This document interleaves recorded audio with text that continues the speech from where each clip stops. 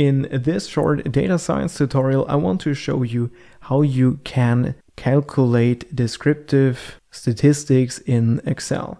Well, of course, we already know that this is possible in a manual way. So that means we use formula functions in Excel. Like, for instance, the minimum, we know already, maximum, but also the mean, or also the standard deviation. So we can calculate it with the min function. We can press also the tab key, so it becomes a little bit easier.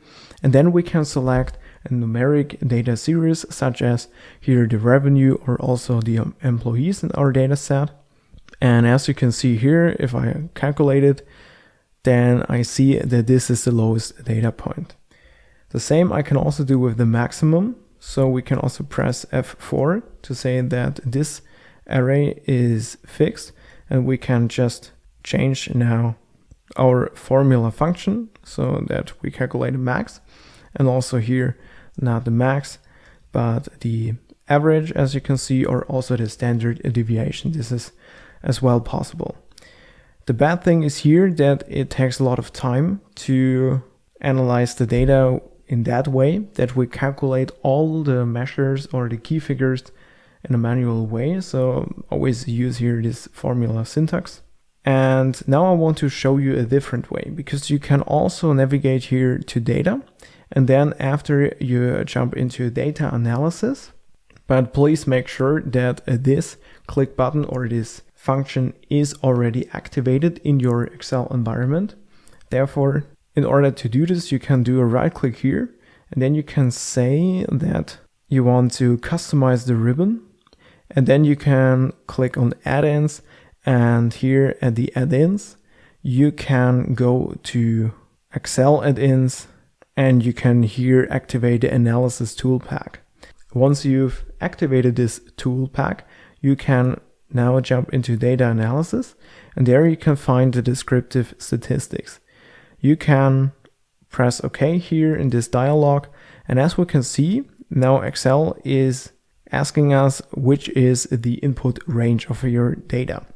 And our input range should be numerical, of course, because we want to calculate different statistical measures, such as the mean, so the average, but also the standard deviation, the variance, and also different statistics.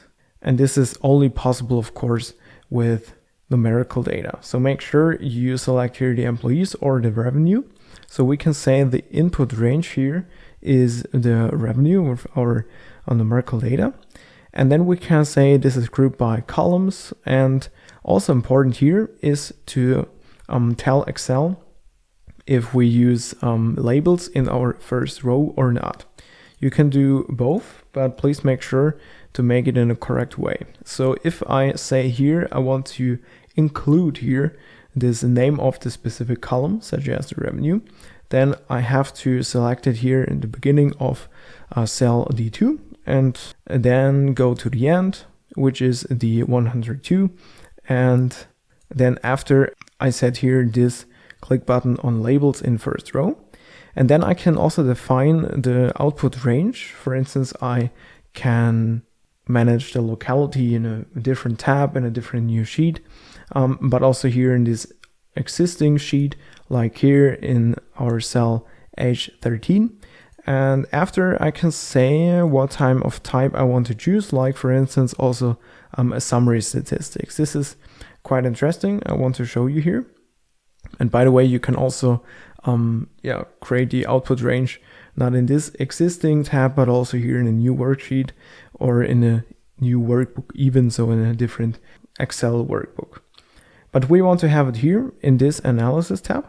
And then we can say summary statistics, press OK. And as you can see, we have already a complete statistics analysis. So we have already calculated here the mean, which is exactly the same number like here. And you can also format those results by just clicking here on home, and after here at this click button, comma style, but also possible with the shortcut Control Shift and 1, you can also format the results with this. Then I can say I want to have fewer decimal places, like for instance, no decimal places. And then we can see all the results in our summary statistics. We can see here the mean already calculated, the median as well, but also the mode. But honestly, the mode is more interesting for categorical data than with numerical data, because we have a lot of different observations with numerical data.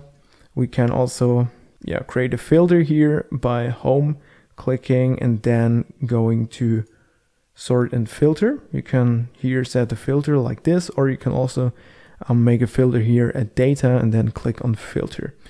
But it is also possible with the shortcut Ctrl+Shift+L, as you can see.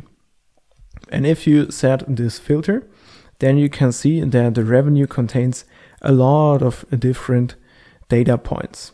So as a result, the mode does not make sense a lot here for this numerical data series. But way more sense makes the standard deviation, of course, so we can analyze the variance of our data pretty well. And also the skewness and the kurtosis we can analyze in a great way here by this summary. Then we can also see the range, which is just the difference between the maximum and the minimum, and also the sum if you're interested in the total revenue on a monthly level or on an annual level, for instance. Then it also makes sense to cumulate all the observations in order to have the sum calculated. Yeah, and also the last point is interesting, just to analyze how many data points or observations do I have in total. And as you can see, we consider here 100 different data points. So as you can see, it is quite easy to create a statistics summary just by clicking on data analysis and descriptive statistics. And with this feature, you can also analyze your data.